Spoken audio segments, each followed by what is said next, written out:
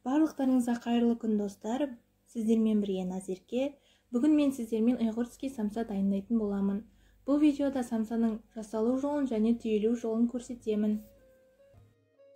Алдымен мұздатқыштан шыққан сары майымызды ұнға ауната отырып үкіштен өткізіп аламыз.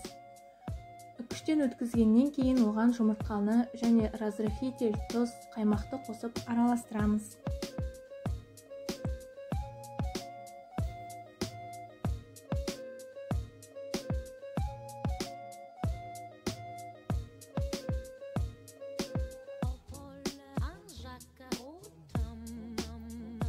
Барлық құрамын салып араластыра отырып біркелкі қамыр илейміз. Қамырымызды 30 минутқа тоңазытқышқа жібереміз. 30 минут өткеннен соң қамырымызды шығарып, шұқалап жайып аламыз.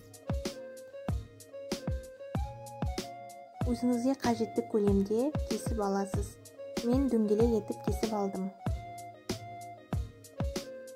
Салмасына құс еті, картоп, жуа және талғамыңызға қарай бұрыш пен тұз саласыз. Бұлардың бәрін шикілей сала беруіңізге болады. Ол духовкада пісіп шығады. Салып шығып, қамырды бір-біріне қарай беттестіреміз және видеода көрсетілгендей етіп өреміз.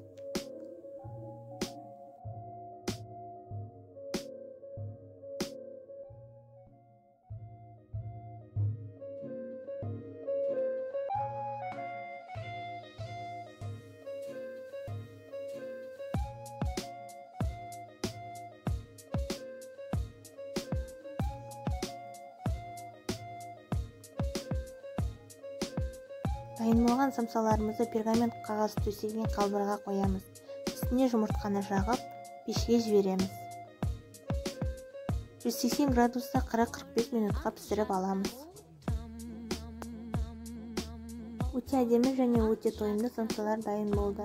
Барлықтарыңызға ас болсын. Каналға жазылуды, видеоға лайк басып, комментария жазуды ұмытпаңыздар.